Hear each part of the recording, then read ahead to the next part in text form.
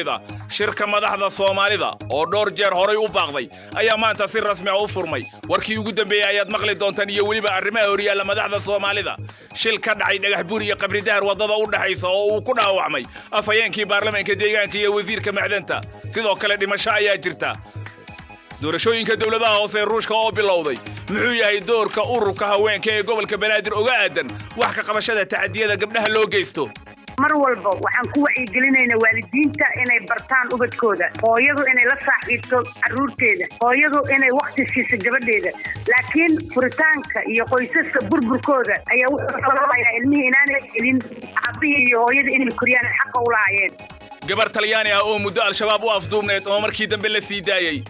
ayaa loo xushay inay ururada ka hortaga islaam naceebka xubin ka noqoto haddaba maxay tahay sababta gabadhan loo soo xushay oo islaamka markay iyadu qaadatay lagu neebcaaday oo lagu dhibaato ay kala kulantay marka way aragnimo waxay qabtaa iyadoo Talyaaniga in islaamka la neceb yahay ciyaarihi ayaa sidoo kale maqli doontaan iyo barnaamijkeennii isbuuclaha ee mawjadaha baraaruga idaacadan waxaa wadajir u soo wada saaray xasan sheekh cumar cismaan iyo axmed mursal aniguna waxaan ahay cabdirasaaq catoosh dunida iyo maanta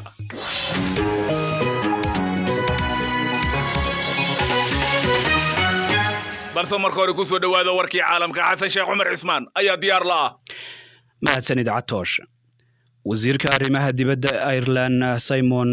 Coveney ayaa ku booriyay dawladda Britain inay wax ka bedesho wax ka qabashada sharciyada muranka dhaliyay ee la qorsheeyay ee sida xun u xumeeyay xiriirka kala dhaxeeya midowga Yurub hindisa sharciyeedkan oo ay ka doodi doonaan baarlamaanka Britain isniinta soo aadan ayaa wasiirada UK siin doona awood ay wax kaga bedelaan ama ay ku diidaan xeerarka la xiriira qaybo ka mid ah heshiiska ka bixitaanka Britain ee midowga Yurub iyo Jamhuuriyadda Ireland dawladda ayaa qiratay in tallaabadaasi ay jabinayso sharciga caalamiga isagoo la hadlayay BBC-da Mr Coveney waxa uu sheegay in sumcaddii Britain ay durba hoos u dhacday The British government, in my view, is behaving in an extraordinary way and aragtidayda xukuumadda Britain waxay u dhaqmaysaa si aan caadi ahayn dadka reer Britain-na waa in ay arrintaa ogaadaan waayo in dalka Britain dibaddiisa looga wada xaajoodo arrin noocaas oo kale ah waxay dhaawac weyn ku tahay sumcadda Britain on important issues like this is being damaged in a very serious way mas-uuliyiinta dalka Belarus ayaa sheegaya in la xirxiray 250 qof oo ka qayb galayay dibadbaxyo xoogan oo looga soo horjeedo dawladda oo ka socda caasimadda dalkaasi ee Minsk 10,000 oo qof ayaa dalbanaya waxa ay bilaabeen inay socod ku maraan wadooyinka magaalooyinka dalkaasi kuwaasi oo dalbanaya inuu iscasilo hogaamiyaha muddada dheer xukunka hayay ee Alexander Lukashenko dibadbaxyadu waxa ay socdaan axadii shanaad oo xiriir ah kadib doorashadii madaxtinimada ee lagu murmay bishii hore tiro badan oo ka mid ah booliska rabshadaha ka hortaga ayaa mar kale la geeyay magaalada caasimadda ee Minsk iyagoo xirxiray ama xiray goobaha muhiimka ah ergeyga gaarka ee qaramada midoobay ee dalka Belarus Anais Marin ayaa ka digay qatarta ka dhalan karta daadinta dhiigga dadka shacabka ah dalka Ruushka qaybo badan oo kamid ah waxa ka socda codaynta doorashooyinka magaalooyinka iyo gobolada dalkaasi waxaana doorashooyinkan ay dhacayaan toddobaadyo kadib markii aqalka Ruushka looga arrimiyo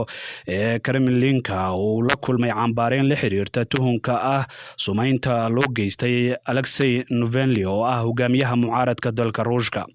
wariye ka tirsan BBC-da oo jooga Ruushka ayaa sheegaya in inkastoo ay taagan tahay saameynta madaxweyne Putin haddana uu xisbigu halgamayo waxaa loo jeediyay xisbiga dhaleecayn dhanka musuqmaasuqa ah doorashooyinkan ayaana tijaabo u ah xisbiga talada haya ee United Russia heerka uu ka gaari karo marka la gaaro doorashooyinka baarlamaanka qaranka ee Ruushka sanadka soo socda isbaaysiga mucaaradka ee horseeday mudaharaadyo ballaaran oo ka dhacay Mali ka hor afgambigii bishii hore ayaa diiday maanta oo axad qodobo laga soo saaray wadahadal 3 maalmood socday oo ay la yeesheen hoggaanka militariga iyo kooxo kale kooxda M5RFB ayaa waxa ay sheegtay in waxa laga soo saaray wadahadalada aanay mudnaan siinaynin waxa ay ku sheegeen aqlabiyadda codka ee hogaamiyaasha dadka rayidka ah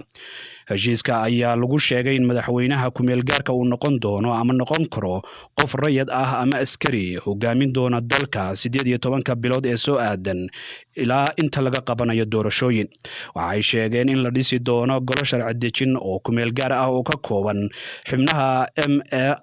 M5RFB iyo xisbiyada siyaasadda, hogaamiyaasha diinta iyo kooxo kale. ugu dambeyntiina dalalka Tanzania iyo Uganda ayaa kala sixiday heshiis ogolaanaya dhismaha dhuun saliid ciriin oo gaaraysa 1500 oo kilomitir oo ka imaanaysa ceelasha saliidda Uganda tagaysana ilaa dekedda Tanga ee Tanzania. munaasabadda heshiiska waxaa goobjoog ka ahaa madaxweynayaasha labada dal. mashruucan oo ah ama ay ku baxayso dhaqaale gaaraya 3.5 bilyan oo dollar ayaa la filayaa inuu abuuro in ka badan 18,000 oo shaqo una abuuro dadka reer Tanzania. kaydka saliidda waxaa laga helay Uganda 14 sano ka hor, laakiin wax soo saarka halkaan ku celiyo. kaydka saliidda waxaa laga helay Uganda 14 sano ka hor, laakiin wax soo saarka dib ayuu u dhacay qayb ahaan sababtoo ah waxaa jirtay la'aanta kaabayaal ay ka mid yihiin dhuumaha wax dhoofiya. warkii caalamku waa naga intaa. xasan sheekh cumar cusmaan aad baad u mahadsan tahay. galab wanaagsan meel walbo joogtaan asxaabtana dhagaysanaysay. muqdisho shirkii dhowrka jeer baaqday ee madaxda Soomaalida ayaa Muqdisho maanta si rasmi uga furmay. shirkan oo arrimo badan ay ku xiran yihiin ayaa si weyn indhaha loogu hayaa, iyadoo ay gabagaba marayso muddo xileedka hay'adaha dawladda. xukuumadda hadda jirtana ay tahay ku-meelgaar, mar hore kalsoonidii lagala noqday, dalkuna ra'iisul wasaare ma lahan. wararka shirkaasi waxaa isha ku hayay Ibraahim Maxamed Aadan oo warkan ka soo diray.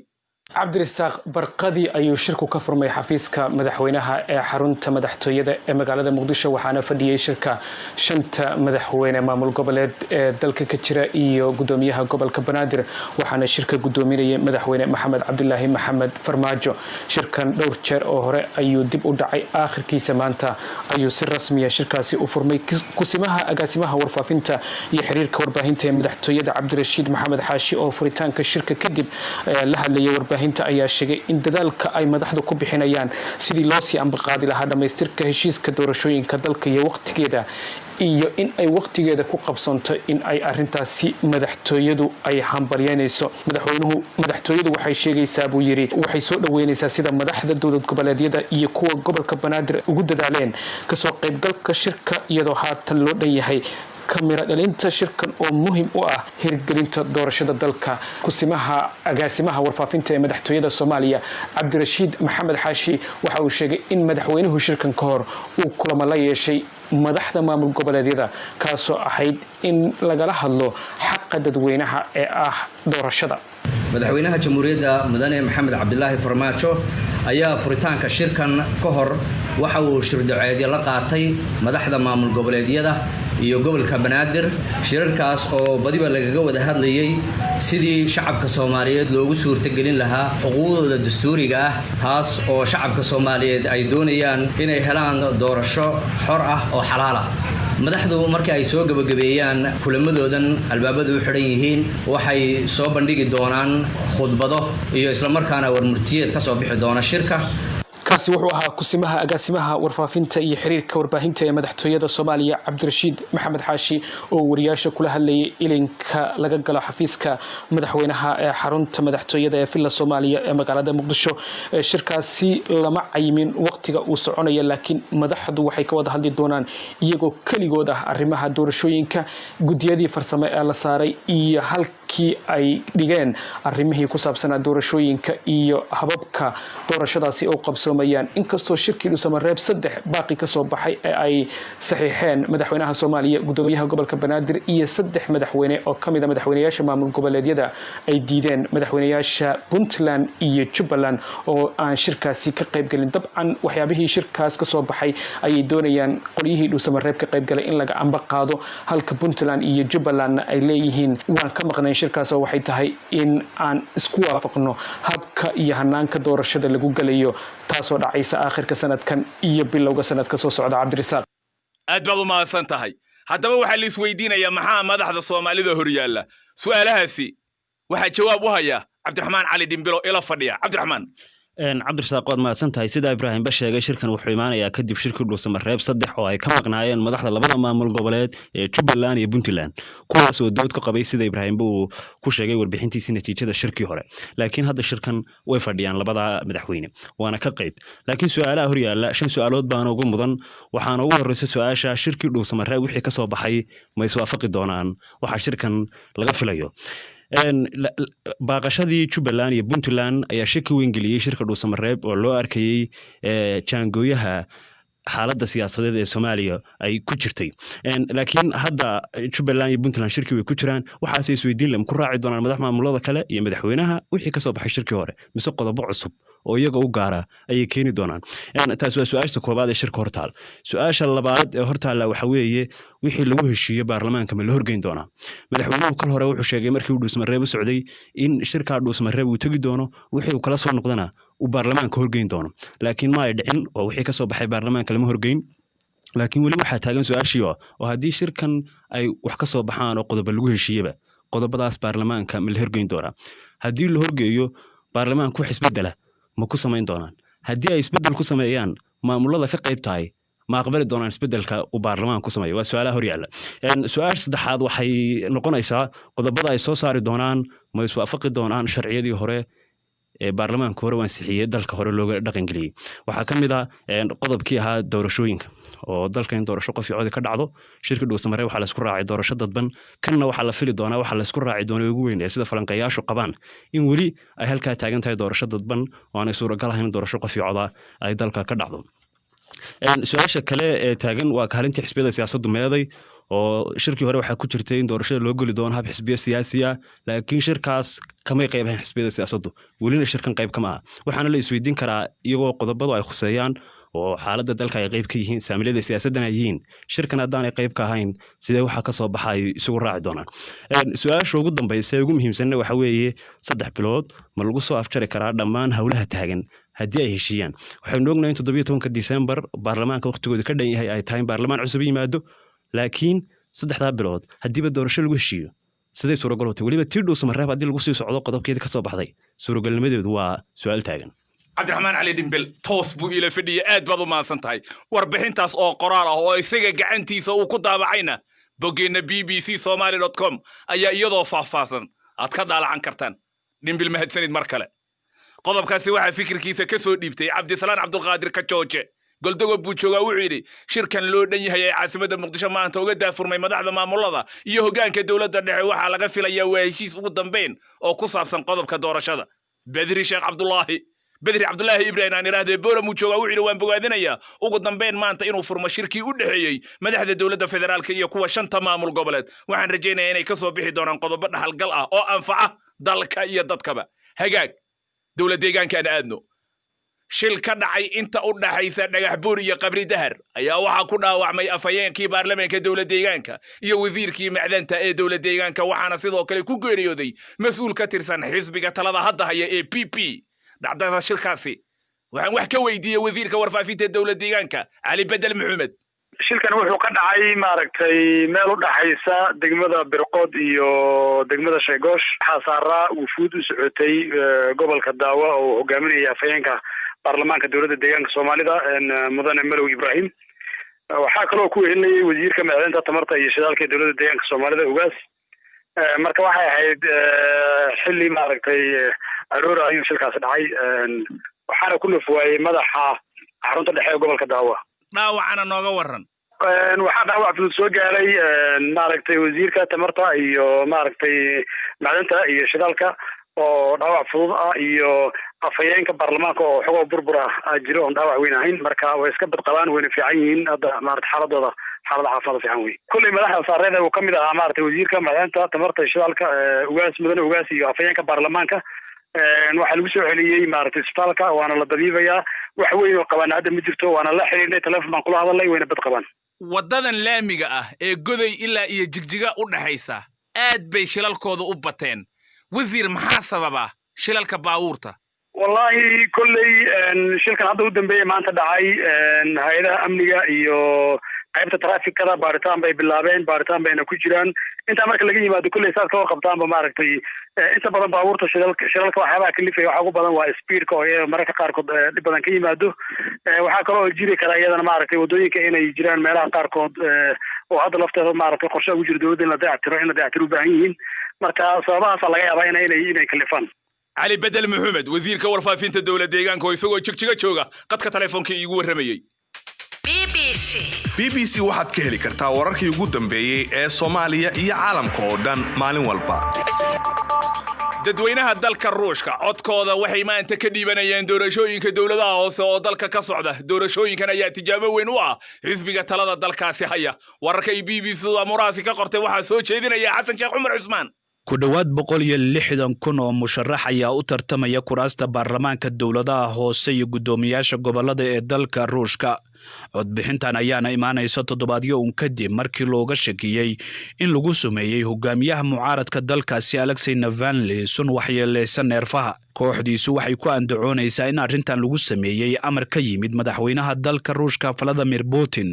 hase yeeshee aqalka Kremlin-ka ayaa beeniyay in wax lug ah ku lahaa arrintaas. Mr. Navalny oo xanuunsaday 20 bishii Agoosto aynu ka soo gudubnay ayaa haatan lagu dabiibaya dalka Jarmalka toddobaadkii la soo dhaafana. dhaqaatiirta isbitaal ku yaala magaalada Berlin ayaa sheegay in koomadii uu ka soo baxay oo haatan xaaladiisa caafimaad ay soo hagaagayso. maanta oo axad ah dalweynaha Ruushka waxay u tahay maalin weyn oo malaayiin qof codkooda ay ka dhiibanayaan kumanaan goobood oo la diyaariyay. doorashooyinkan ayaana ah kuwii ugu horeeyay tan iyo markii dib u habeyn lagu sameeyay dastuurka dalka Ruushka oo afti ahayd bishii July, taasi oo ogolaanaysa in Mr. Putin oo ah madaxweynaha dalka Ruushka uu xukunka sii hayo ilaa 2036. waxaa sidoo kale loo arkaa doorashooyinkan ismuujin loogu jiro doorashada baarlamaanka qaranka sanadka soo socda. sanadkii la soo dhaafay mudaharaadyo ballaaran ayaa ka dhacay magaalada caasimadda ee Moscow kadib markii laga reebay musharaxiin badan oo ka tirsan mucaaradka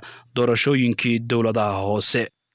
mahadsanid muqdisho aan dib ugu noqono. shalay waxaa ka dhacay caasimadda Soomaaliya Muqdisho shil lagu sheegay inuu ahaa kufsi iyo dil loo geystay gabar mar dhow dhamaysay iskuulka. walow aanan si rasmi ah loo shaacinin sida saxda ah ee ay wax u dhaceen, haddana falkani wuxuu abuuray hadalhayn badan iyo cadho xoog leh oo dadku ay ka muujinayaan dhimashada gabadhaasi. falalka kufsiga guud ahaan Soomaaliya meelo badan ayay ka dhacaan. haddaba muxuu yahay doorka ururada haweenka Soomaaliya marka ay timaado dhibaatada dumarka soo gaarta? Jawaahir Maxamed Jaamac oo loo yaqaano Jawaahir Barqab waa gudoomiyaha haweenka gobolka Banaadir. Fartuun Ismaaciil ayaa amurtan uga warrantay. waa mahadsan tahay. dhacdadan waa dhacdo xanuun badan. haweenka Soomaaliyeed meel walba ay joogaan iyo guud ahaan ummadda Soomaaliyeed waxay ahayd dhacdo wada taabatay. marka xamda waxa loo geystay lagu tilmaamay inuu yahay kufsi, walow aan sugayno baaritaanka iyo xaqiiqda isbitaalka, laakiin in la dilay haddana laga soo tuuray daba intaba waa maragtay caddahay. waa dhacdadii saddexaad ee ka dhacaysa magaaladan Muqdisho, laakiin xamdi waxaa moodaa in la wada kacay oo dadku ay si gaar u taabanayso maadaama ay ahayd gabar yar oo ku dhalatay qoys danyar ah, abtigeed soo korsaday, hooyadeed iyo aabeed ay kala tageen, haddana maanta ay raadinaysa nolol iyo mustaqbal wanaagsan. marka waxaan codsanaynaa laamaha amniga iyo madaxda qarankaba dhammaan in ay hesho cadaalad. Jawaahir, dhaleeceyn iyo cambaareynka sokow ururkiina tallaabo uu qaaday ma jira ka haween ahaan? annaga tallaabada aan qaadayna waxay ahayd mar walba waxaan ku wacyigelinaynaa waalidiinta inay bartaan ubadkooda, hooyadu inay la saaxiibto carruurteeda, hooyadu inay waqti siiso gabadheeda. laakiin furitaanka iyo qoysaska burburkooda ayaa wuxuu sababayaa ilmihii inaanay helin aabihii iyo hooyada inay koriyaan xaqa u lahaayeen. marka waa magaalo caasimada, waa magaalo aad u weyn. dhacdadan waa dhacdo aad u xanuun badan. mar walba iyo waqti walbaba waxaan u taaganahay inaan maaragtay aan dhibaatadaas dumarka Soomaaliyeed kaga digno. ma jiro sharci lagu difaaco, mana jiro wax hadda anagu gaar ahaan aan ka qaban karno. baarlamaanka Soomaaliyeed ay maaragtay in badan aan ka sugaynay sharcigii jinsiga oo la rabay in la baarkeeyo xuquuqda carruurta iyo tacadiyada loo geysanayo haweenkaba. waxay u baahan tahay baarlamaanka iyo sharci adag oo madaxweynuhu saxiixo kadibna maaragtay lagu fuliyo. haddii aysan dhicina ma dhici doonto in gabdhaha Soomaaliyeed dhibaatada laga daayo. wax haween ahaan aan qaban karnana ma jirto. wasaaradda haweenka iyo xuquuqul insaankuna waxay gudbisay sharci, golaha wasiirada baxgareeyay, baarlamaanka yaalaan. welina ma garan karno sababaha arrinkan diinta iyo waxa lagu dabaqaayo iyo dhibaatada gabdhaha loo geysanayo caawa culimada Soomaaliyeed jawaahir waa maasanta su'aasha ugu dambaysa jawaahir in qoyskan dhibka uu soo gaaray ee gabadha ay ka dhalatay ma u tagteen oo ma u tacsiyeyseen oo dareenkiina ma u muujiseen ma tusteen maanta magaalada dareenkeeda iska dhaafa tacsiyeyn waxaan ka hadalnay barnaamijyadii waxaan ka hadalnay doodo TV-yada iyo reerkaba dhibka waa la wada qaybsanaynaa laakiin maxaan u qaban karnaa waa su'aasha waxaan rajaynaynaa ka codsanaynaa laamaha amniga CID-da taliyaha booliska in la xaqiijiyo xeer ilaalinta iyo maxkamadaba ilaa ma laga keeno sharciga marnaba ma joojin doono jawaahir maxamuud jaamac oo iyadoo muqdisho joogta BBC-da warramaysay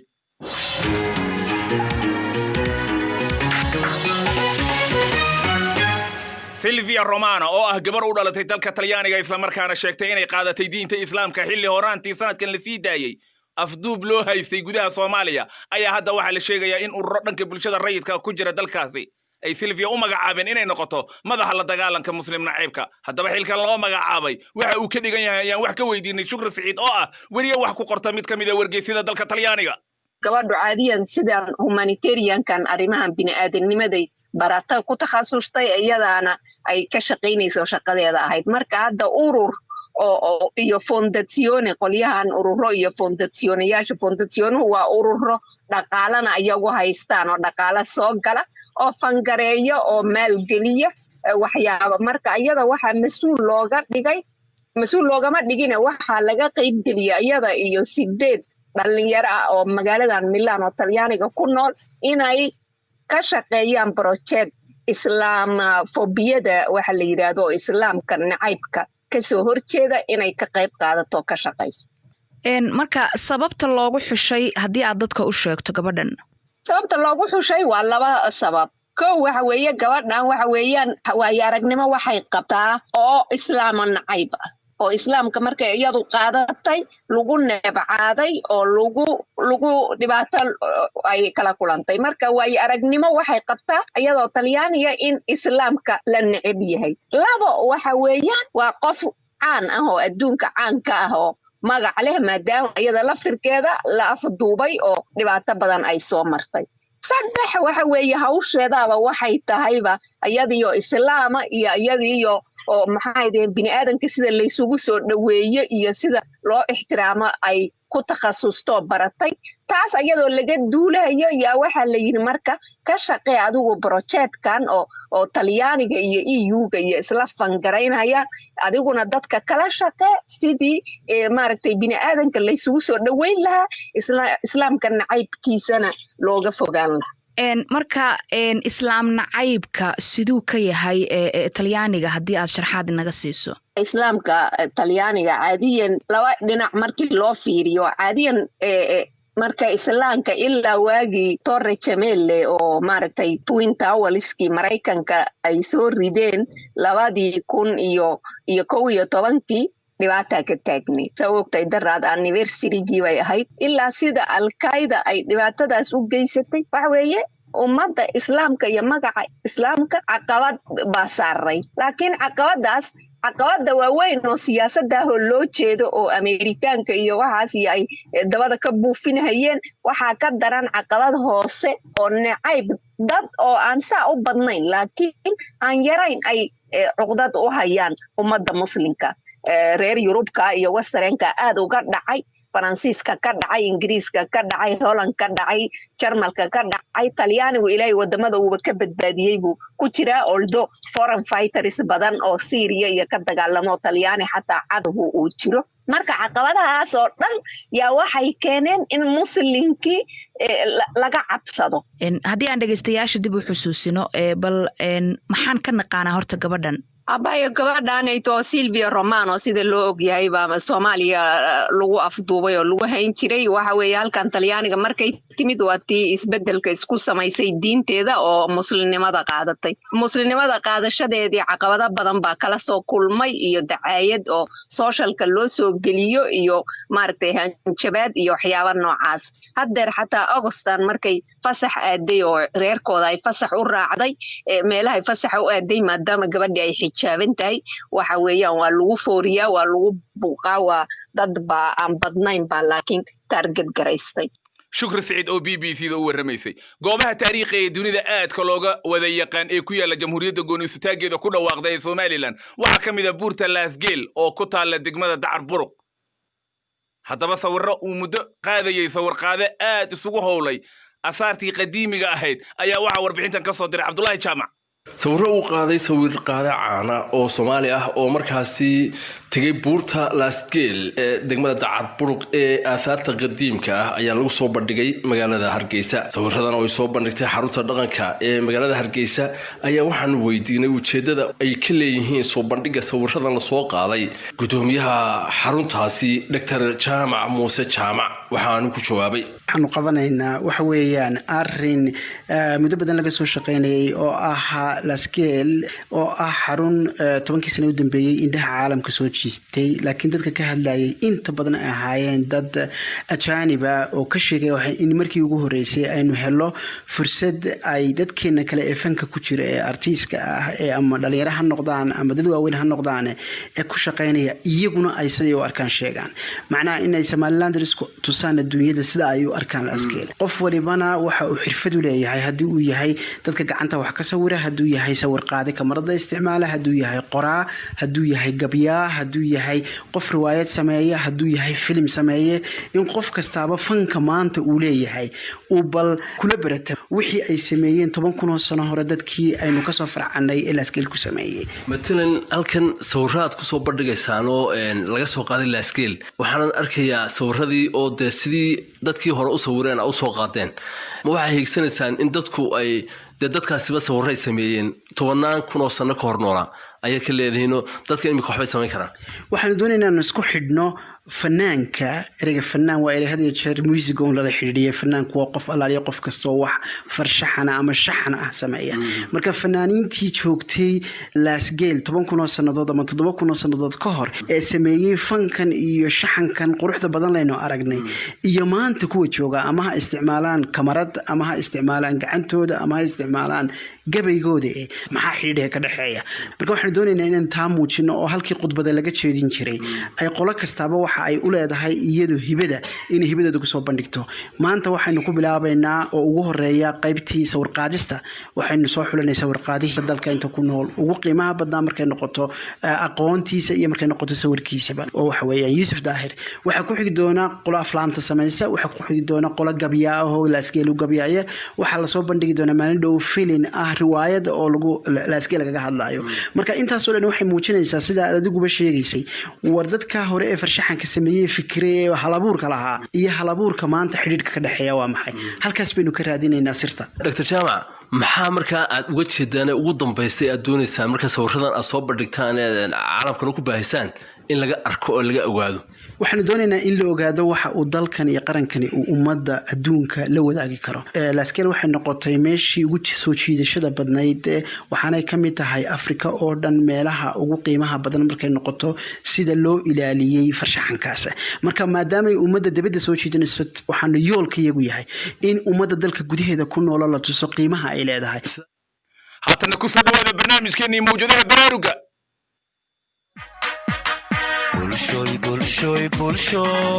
kulan wacan dhegaystayaal ku soo dhawaada barnaamijka mawjadaha baraaruga iyo toddobaadkan qodobadaanu ku soo qaadi doona waxaa ka mid ah ugu yaraan waa 21 maalmood qofkaas inta uu haynayo 21 maalmood marka cidda maxay cunay ilaa ayada diilaysay diilka cidda ayaa go'ay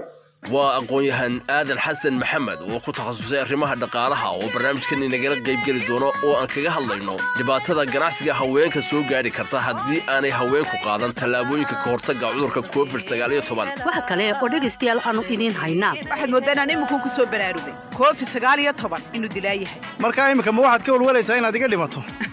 oo maxaan kaaga walwali carruurtayda ayaan u walwalayahay waa maadayskii taliya tacab iyo jilayaashii oo maadays cusub inoola diyaara toddobaadkan waxaa intaasi dheer wararkii coronavirus iyo waddamada geeska Afrika iyo weliba ka qaybgalkii barnaamijka aad ku lahaydeen iyo jawaabihii su'aalihiinna waxaa barnaamijkan idiin soo jeedin doona anigoo Safiya Ali Yuusuf iyo Cabdillaahi Jaamac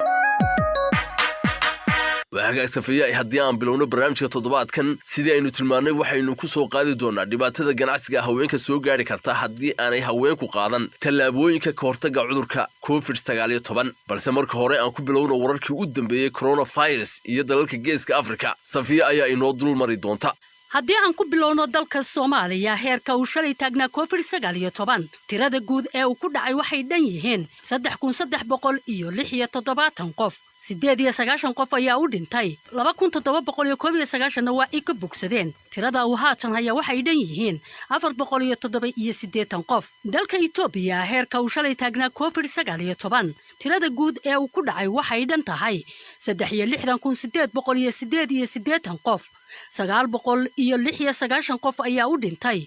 waxa ka bogsaday 24,493 qof tirada uu haatan hayo COVID-19 ee dalka Itoobiya waxay dhan yihiin 38,399 qof dalka Kenya haddii aynu eegno heerka uu shalay taagnaa COVID-19 tirada guud ee uu ku dhacay waxay dhan yihiin 35,969 qof 619 qof ayaa u dhintay 22,717 qof ayaa ka bogsaday tirada haatan uu hayo COVID-19 ee Kenya waxay dhan yihiin 12,579 qof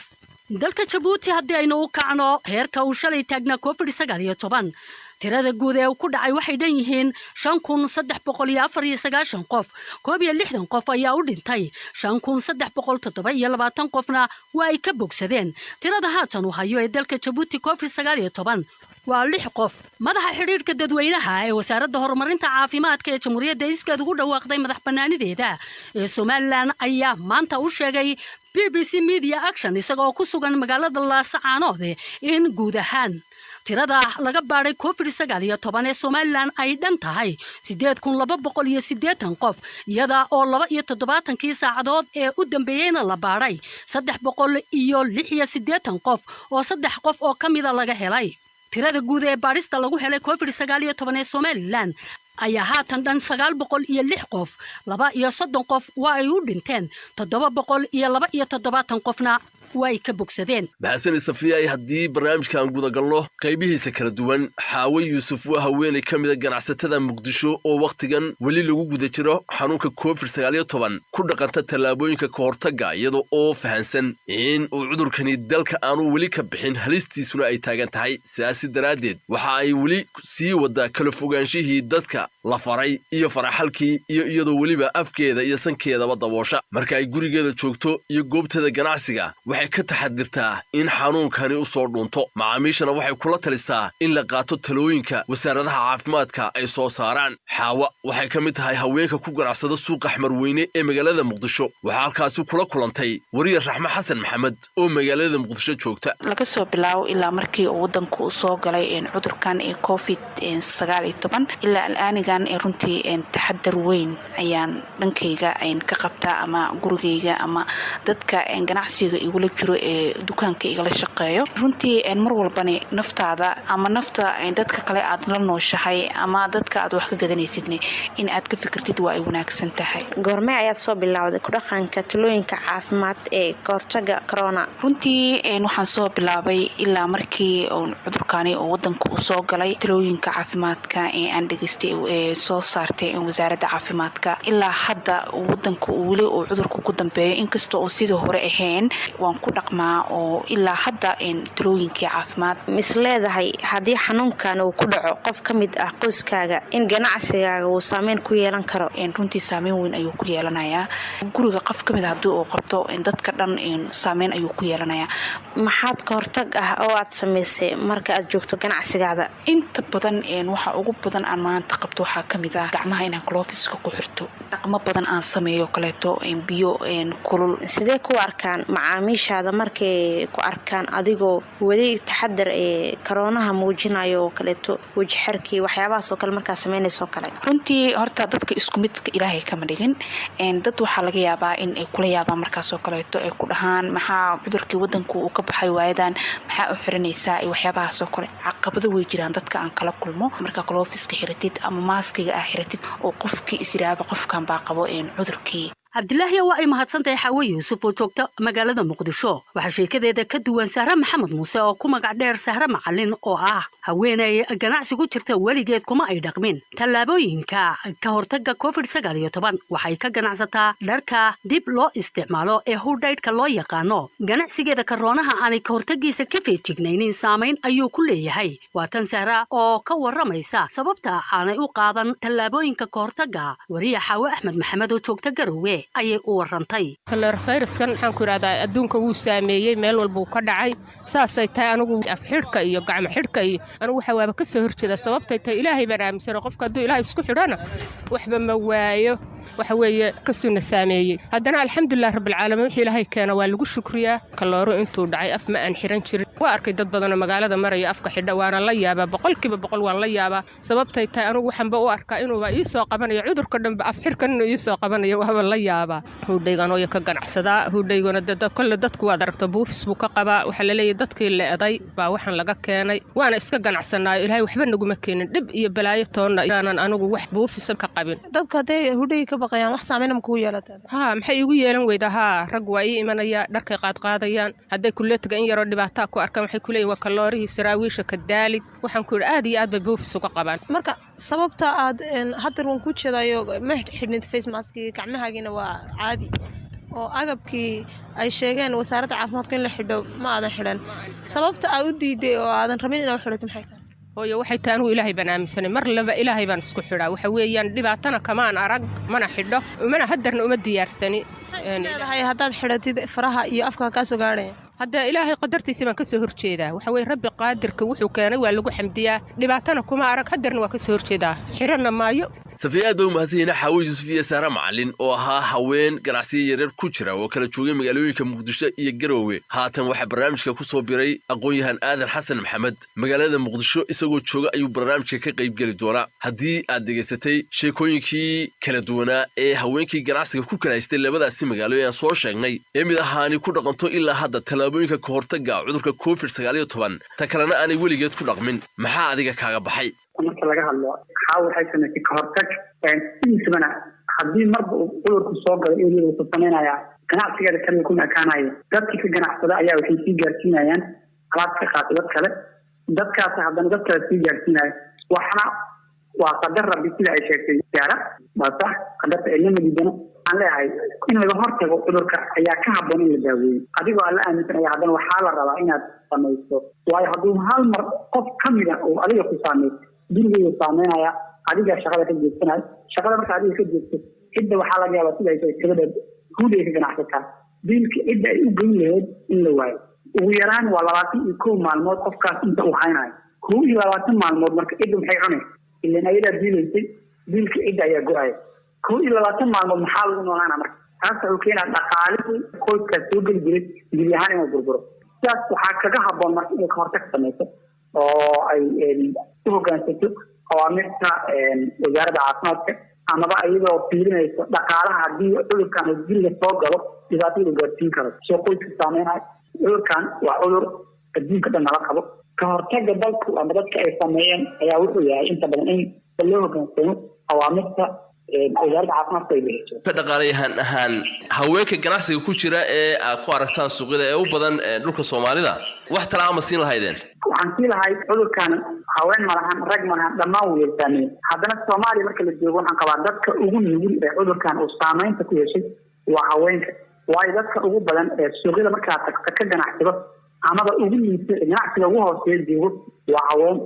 haweenka haddii waxaan qabaa ay sida maamada xawliska ay jiisay hadday sameeyaan in uu yaraanayo taladan sidana marka waxay tahay in jiri ahaanba ay qaataan awaamirta wasaaradda caafimaadka ee bixisay si aysan cudurka guryaha u keenin si aysan iyagu naftikooda ugu dhicin si aysan dhaqaalaha guriga soo geli lahaayeen uusan u istaagin cabdilaahi waa uu mahadsan yahay khabiirka barnaamijku waanan ku soo noqon doonaaye amiin cabdiqani waa nin taageero siiya xaaskiisa oo ku ganacsata mid ka mid a suuqyada magaalada hargeysa waxyaabaha uu ka taageeray waxaa ka mid ah in ay ku dhaqanto tallaabooyinka ka hortagga covid-19 oo aanay u qaadan inuu baxay cudurkani waa kan amiin oo u warramaya hooda Ilyas oo kula kulantay hargeysa xilligan ay jirto xaaladda coronavirus ee dunida aadka u saameeyay waxaan talooyin dhanka caafimaadka caafimaadka oo wasaaradda horumarinta caafimaadka jamhuuriyadda Soomaaliya ay faafinaysay iyo dhanka kale warbaahintaba aadka looga faafinayay waxaan xagga ka taageeray xaaskayga oo iyadu haysta meherad ganacsi oo aan talooyin ka siiyey ku saabsan dhanka ganacsiga iyo sidoo kale dhanka caafimaadka tusaale ahaan haday noqoto in ay xirato gloveska si aanay qoyska marka ay dibadda u baxdo ay dadkii macaamil la samayso gurigaani dib ugu soo celinin oo baalkan afka lagu xiranayo ay soo xirato gloveski oo kale ay xirato qofkii wax ka iibsanayada oo tusaale ahaan miiskii iyadu wax ka iibsanaysay inay kursi ka sii horeysiiso oo u dhaxaynaysa qofkii 2 mitir kale ay u jirsan talooyinkaas kale ka siiyay dhanka lacag qabashada inkastoo dhanka elektrooniga iyo teknolojiyada wax lagu kala dirsado haddana mar baa jirta lacagta lagu bixiyo marka lacagta lagu bixiyo qudheeda iyada talooyin aad u sii dheeraadan ka siiyo ah inaanay ilaa intay ka soo baxayso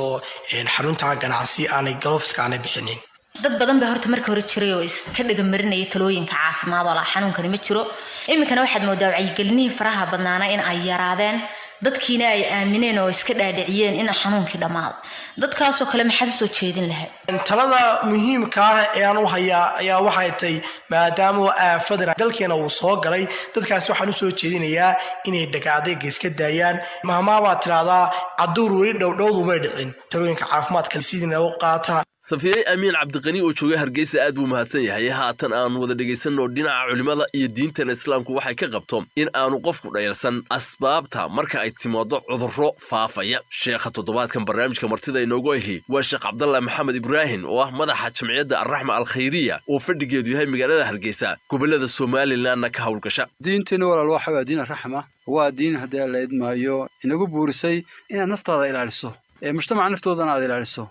deegaankii naftiisana aad ilaaliso dalka aad ku nooshahayna in mas'uul ka saarto inaad ilaaliso cudurkan in aafeeyay waa cudur daleed maayo inoo diiday isu imaadkii wada shaqayntii wax wada cunkii wada sheekayskii dhinac walba inaga naafay dhinac walba wuxuu yiri kala durka hayso imanina dusha iska salaama calaykum sidhaa gacmaha haysa saarina marka walaal waxaan leeyahay diinteenu sharafta leh waxa leeyaan waxay qiimeysay in ay qofka naftiisa ilaaliso oo naftaada aad u ilaaliso oo walaal wax alla wixii mudarro keenay naftaada mudarro ku keenaya dhinacu doonaba ha ahaadee inaad hadii la idmayo aad iska ilaaliso oo ka joogsato waa tahay Sheekh Cabdalla waxa jirta oo ogtahay badda suuqyadeena iyo wadanka oo dhan iyo guud ahaan dhulka Soomaalida iyo xataa Soomaalidii dibadaha joogtay wadamada aadkana oo dadka walaayay joogtay waxa la soo sheegayaa dadka Soomaalidu inay yihiin kuwa ugu dhayalsiga badan ee xanuunada noocan oo kala talooyinkii la siiyay aan qaadanin ilaa iminkana xanuunkii wadanka uga jiray oo meel uu ku baxay oo la sheegay ma jirto mar walbana khatartiisi way jirtaa waana la sheegaa dad u soo dhacay taasoo kale waxaan oranaynaa mujtamaceenu marka cudur la sheego dhayirsi baa jira wax dhayirsi la yiraahdo jira laakiin si marka qofku uu ama yahay qof islaama waa inuu qaayad qaataa waayo waxa qofka islaamka waxa lagu leeyahay naftaada horta marka hore ilaali qofka naftiisa waa inuu daweeyo hadduu xanuunsan dhakhtar taga naftiisa oo caafimaad qabta ayuu cibaadaysan karaa naftiisa oo caafimaad qabta ayuu qabsan karaa naftiisa oo caafimaad qabta dadka wax u tari karaa naftiisa oo caafimaad qabta ayuu mujtamaca xog u biirin karaa marka diinta islaamku intaa waa ilaalisay marka intaa ay ilaalisay waxa la doonayaa qof caafimaad qaba oo qawiya oo mujtamaca wax ku biirin kara oo tiisa iyo takala daryeeli kara marka dadkeenu dhaga adayga in ay haday dibad joogaan iyo haday gudaha joogaanba waxaan ka waaninaynaa in isla diinta islaamka aan taaqabin Cabdillaahi oo aad ayuu u mahadsan yahay Sheekh Cabdalla Ibrahim Maxamed magaalada Hargeysa ayaa uu joogay haatan aan dib ugu laabto khabiirka barnaamijka Aadan Xasan Maxamuud oo cilmiga dhaqaalaha bartay si uu uga jawaabo su'aalaha ay dhageystayaashu ina soo weydiiyeen dhageystahani waa Badri Cabdillaahi Maxamuud wuxuu joogaa Boorama wuxuu leeyahay khabiirka dhaqaale waxa weydiinayaa haweenka ganacsatada ee Soomaalidu badankoodu waxa aad moodaa inaanay u dhagan wulayn qaadashada talooyinka koortaga cudurka COVID-19 inta badan ma dhageystaan wacyigelinaha socda ama idaacadaha ka socdaan ama meel kale ka socdaan marka khabiirka waxa weydiinayaa buu yiri dhibaataynta leeg baa soo gaari karta haddii dhaqaalaha haweenku kuududsado ama uu fadhiid noqdo isagoo ka dhashay taasina ka taxadar la'aanta cudurrada faafa sida kan oo kale marba haddii ka taxadar la'aan ay imaado oo cudurkiiba uu meesha soo galo waxaa imaanaya burbur dhaqaale maxaa sababayo qofkii aan ka taxadirin cudurkan ayaa si fudud waxaa ugu soo gudbaayo cudurkii oo adduunyada ku faafay cudurku markuu isoo gudbo qofku wuu xanuunsanaya reerkii buu kula laabanaya haddana ma taxadiraya markuu reerka ku laabto hergaba ahayo leey gurigii oo dhan uu saameynaya waxaa halkaas ku istaagayo ama fadhiisanayo dakligii ama mishaarkii ama dhaqaalihii kasoo geli jiray alyoomka ahay ee maalinlaha ahay taasi ay keenaysaa in geli ahaanba qofku kiradii korontada oo guri iska bixi waayo taasna ay dhaqaalihii ama ganacsiga qofku uu waday jaamac maxamuud xirsi wuxuu joogaa degmada gaashaamo kilika shanaad ee waddanka Itoobiya gaar ahaan tuulada la Kamburwaaqo waxaan weydiinayaa buu yiri waa iska caddahay in haween badani aanay ku dhaqmin buu yiri talaabooyinka ka hortagga COVID-19 taasi ma keeni karaysaa buu yiri in macaamiishii ka yaraato haweeneyda aan qaadan talooyinka oo ay macaamiishu u badato haweeneyda qaadata ku dhaqanka talaabooyinka ka hortagga COVID-19 horta run ahaantii soomaalidu badankood markaa fiiriso dadka awaamirta u hoggaansan waa yaryihiin sida xaawo oo kale laakiin haddana markaad fiiriso dhanka kale dhaqaale ahaan markaad fiiriso dee qofku wuxuu aadayaa qofkan wixiisa nadiifka ay yihiin wuxuu isleeyahay qofkaana xoogaa nadaafad roon oo waa laga yaabaa inuu dhahdo cudurka xataa qofkan waa gacmaha waxay ka gashatay sankii waxay ka gashatay waa laga yaabaa marka dhanka kale inay aadaan waa laga yaabaa laakiin haddii halkaas su'aalkaasi weydiiyaa adanu sida caqligalka ah laba qof oo midna talaabooyinkii ka hortagga qaatay midna aanu qaadan caqliyaddu maxayna siinaysaa kee in lala dhaqmo horta haddii markaan ka hadalno haddii sida aragtay waajib baa laga dhigay kii noogu dhowo kale qofkii aan wadin waxaa leeyahay $50 oo ganaaxa laakiin Soomaaliya iyo wadamo kale oo bina laga dhigo qofka asaa khiyaariga la siiyo Soomaaliya haddaa imaano caqliyaddu waxay siinaysaa in dadka inta badan ee wax fahansan ee educated ay wax bartay ay aadayaan qofka awaamirta u hoggaansamay oo sameeyey fish mask gacmihii xirtay iyo wejiga xirtay qofkaasay aadayaan laakiin dadka edelba sida jaaro kale ahaayo waxaan ka aaminsanahay inay yihiin wixii cudurka wadaba inay yihiin ayaga ay aadayaan qofkaan ay aadayaan qofka xatay wejiga xirtay dowladdeeda ay ka baxayaan waxay leeyihiin na qofkaan aan anfacayo aan aadayna aad u maasan tahay su-aasha ugu dambaysa xasan xuseen xasan wuxuu jooga Cadaado waxa uu ina weydiinayaa waa maxay talaabooyinka muhiimka ah ee loo baahan yahay inay qaadaan haweenka ganacsiga ku jira si ay isaga ilaaliyaan khatarta fayraska coronavirus ee weli jira taasi waa saacadahay wasaaradda caafimaadka hore u bixisay talaabooyinka ugu muhiimsan waa kuwa inay u hoggaansamaan wasaaradda caafimaadka waxa ay bixisay awaamirteeda waxaa kaloo hadda jiro inay isticmaali karaan gacmo ku samays waxa haddii ay agabka ay samaysan ee waxyaala gacmaanta ay ku samaysteen ay isticmaali karaan cabdilaahi aad ayaad u mahadsantihiin adiga dhaqaalayahanka iyo dhegaystayaashuba toddobaadka dambena haddii eebbaydmo sidan oo kale ayaynu khabiir u bandhigi doonaa weydiimaha dhegaystayaasha barnaamijka mawjadaha baraaruga ayay dhegaystayaashu la socdaan oo BBC Media Action diyaarisay laanta afka Soomaaliga ee BBC-dana waa ay ka dhegaysanayaan haatan waxa aynu soo gaadhnay waqtigii aan wada dhegaysan lahayn maadayskii talo iyo tacab waa kuwan jilayaashii maadaysku السلام عليكم والله المريم ساكم حال الشيغ والله الياسمي ولا وعيه adigu maxaad sheegtay alxamdulillah walaal wacnaan saaka shaqadii dawad ka habsaad ha walaal hooyayan yar caawinayay dee shaqo badan ma jirto waan iska soo habsaamaa waa runtaa walaalo ma shaqaa jirta waan iska dhex fadhinaa markuu darisku adeegto maryanay inagu weli waan isdhiibi la'nahay ee ganacsiyo badan waabay xidhmeenba waa run laakiin waa wax laga baxayo isdhiibi mayno haa xaalado ka adag ayaan isdhiibi weynay laakiin maryanay miduunbaa iga tala ah maxay tahay taladaasi waa inaanu qaadnaa tallaabooyinka ka hortagga waayo badbaadada nafteenna ayaa ka horraysa ganacsi waa siday tahay weliba innagu maalin walba dad kala duwan baynu la kulannaa waa inaynu isilaalinnaa waad og tahay in dadkeenni socdaan oo madiinaba maanta way naga hoosaysaa innaa lillaah walaalo gabadhaa wanaaggeedii markaad xasuusto waan ooyaa haa walaa ilaahay ha u naxariistee ilaahay karoona ayuu ku sababa yaasmini halkaa waxaad ka ogaanaysaa cudurkani siduu u fidayo iyo sidaa fudud inuu dadka u dili karo haa walaal bal qoyskii madiina iga waran xaalkoodu waa sidee adigaa jaar laahaaye ayagiyow bal sheega maanta waxa hoosta iska kiingeliyey isirey soo annagaa 2 mitir isku jirna bal fadhiiso isirey oo adiguna naga fogow inaynu tallaabooyinka ka hortagga COVID-19 ka qaadanno waa wax inoo wanaagsane bal ii warrama maxaa sheegteen wanaag baa la sheegay geeridii madiina oo waran nagu noqotay ayaanu ka sheekaynayna allahay xasuusinina geeridaas aad baan uga naxay gabadhaa geerideeda qof kasta oo maalinuun arkay wuu ka naxay walaal i dhagaysta horta qarashkii geeridu waa mid madaxiina saaran waa waajibina saaran dhammaanteed waan bixiyey lacagta anigu maalintiiba rugta ganacsi ahaan waxaanu bixinay lacagtii dhakhtarka lacagtii kalena waan soo ururiyey waxaan doonayay inay la qorshaystaan lacagta inta soo hadhay ka warrama haddaan reerkii u geyno aynu ku wareejinno maryan iyadu ha u geysay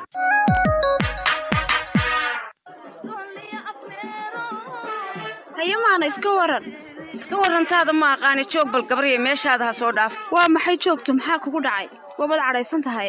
meeshaada joog aan ku dhahay amba iska noqo xageen ku noqdaa maana maxaa ku helay adoo ayaantaan dhan iska maqnaa aaba waxa keentay ina afsaab la'aan dukaanka soo gashid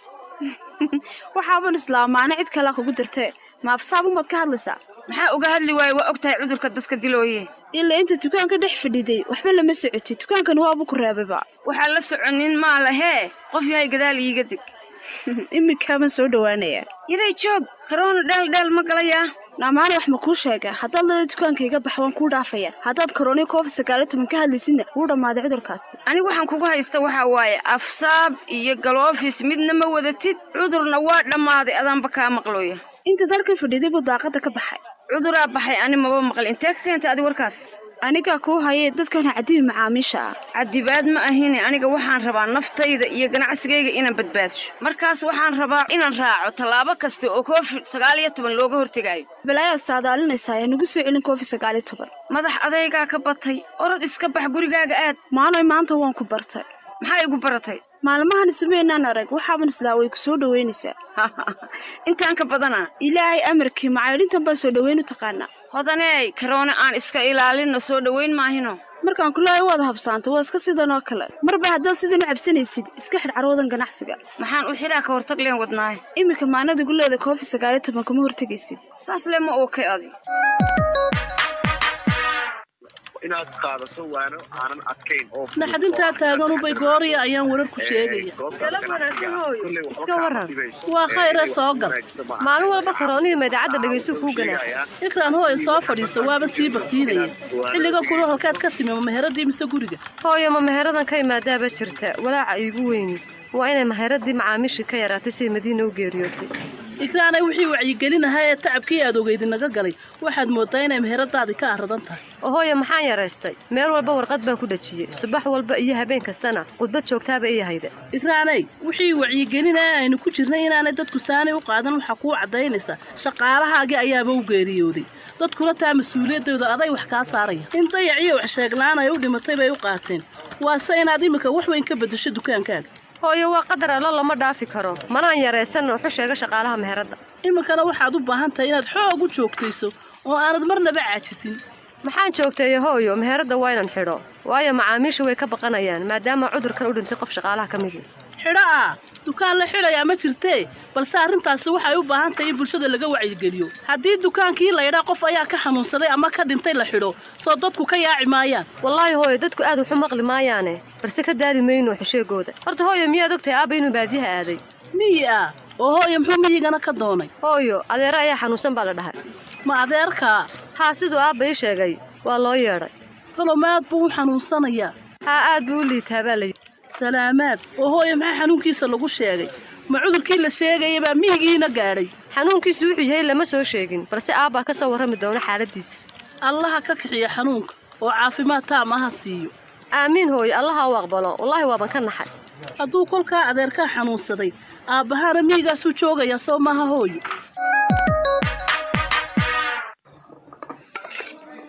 cabdiyow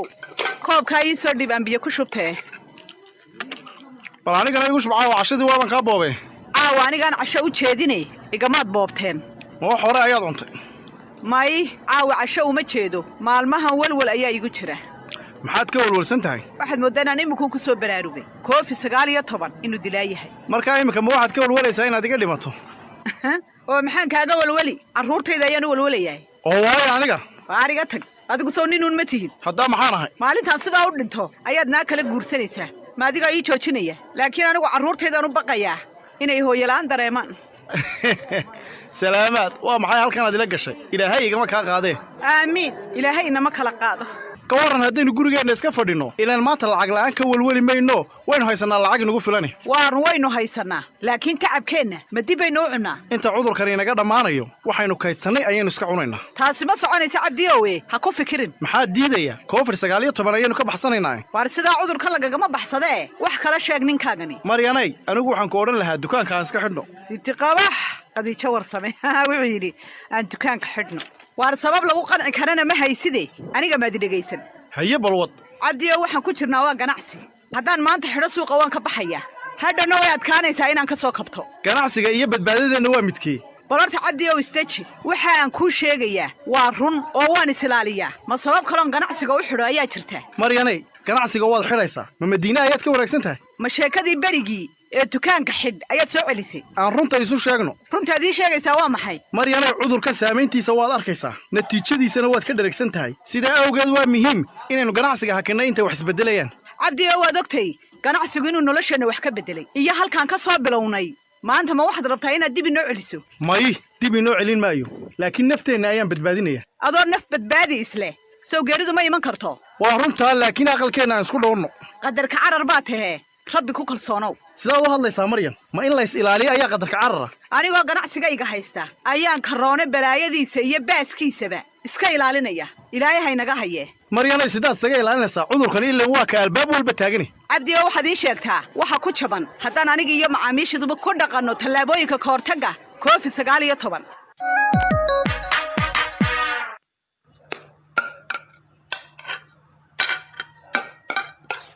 hooyo qadadan cun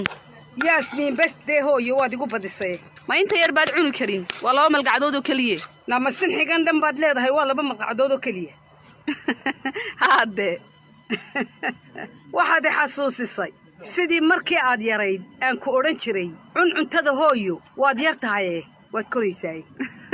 astaghfirullah oo aday imka carruurnimadi ku laabtay bismillaah muhiima waa tabtaa hooyo waad iga qoslisay maanta kol haddii waayee la sii noqdo waa la carruuroobayaa soo maaha dunidaa sidaa hooyo dunidii makaabay ugu darantao xanuunaan dawo loo helin isaa ugu meeraysanaya COVID-19 soo maaha waa laga yaaban yahay xanuunka dhimasho daayo dhaqaalihii buu dhulka la galay adigu ku dadaal si allaale sidii aad uga hortagi lahayd aafadan karoonuhu inaanu dhaqaalaha inaga soo gelin insha allah hooyo waan xafidsanahay tallaabooyinka ka hortagga COVID-19 weliba yaasmiinay hooyo raadi nin xilliganada kaa caawiya shaqadan ganacsiga muxuu ninku qabanayaa maxaanu qabanayn mataasaa la isweydiiyaa ma guur baad ka hadlaysaa hooyo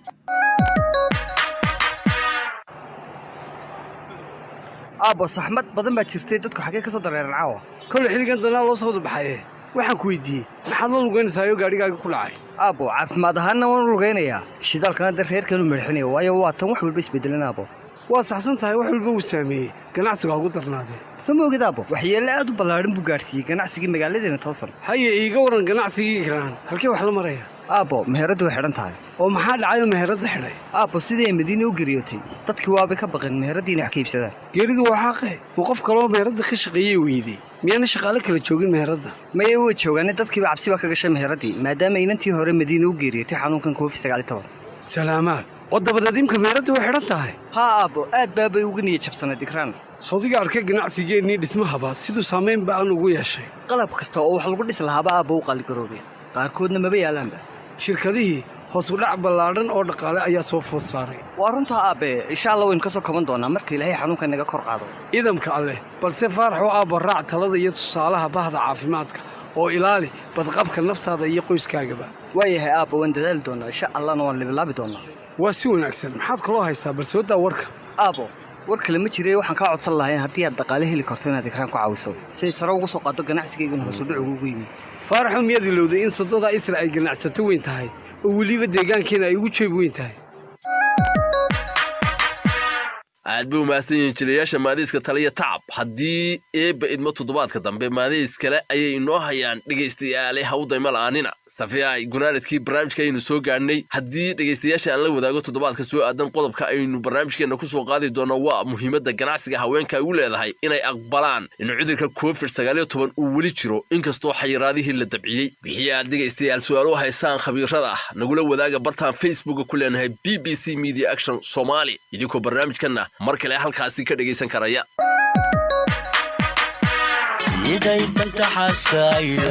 barnaamijka mawjadaha baraarugu dhegaystayaal toddobaadkan intaasi ha inoo joogo waxaa barnaamijkan maalgeliya hay-adda iskaashiga dibadda u qaabilsan dalka norway ee marka magaceeda lasoo gaabiyo loo yaqaano noore toddobaadka dambe haddii eebba idmo inta ka horraysa waa cabdilaahi jaamac iyo safiya cali yuusuf oo idinku dhaafaya sidaa iyo nabadeed way mahadsan yihiin asxaabtii barnaamijkaasi soo diyaarisay ciyaarihii haddaan idin xasuusiyo hadda waxaa socota ooba dhammaatay aan idhaahdee Leicester iyo West Bromwich 3-0 Leicester ayaa ku adkaatay maqribka waxaa wada dheelaya Tottenham iyo Everton idaacadii dunida iyo maanta intaasaan ku ekaysiinaya anigu Catoosh baan ahay labada barnaamij soo saaraya farsamada gacanta uu ina hayay Mubaarak Cabdalla Mubaarak waa naga intaas nabadgelyo